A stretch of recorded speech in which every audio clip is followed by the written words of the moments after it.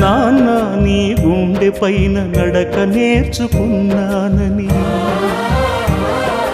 నీ చూపుడు వేలితో లోకాన్నే చూశానని, నాన్నను పూజిస్తే ఆది దేవుని కది అందునని, అమ్మకు బ్రహ్మకు మధ్యన నాన్నే ఒక నిచ్చెనని తెలియనైతి తండ్రి, ఎరుగనైతి నాన్న.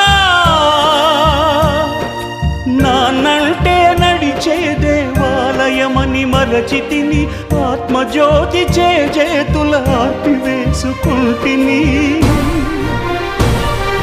మరచిపోయి కూడా నన్ను మన్నించొద్దమ్మా.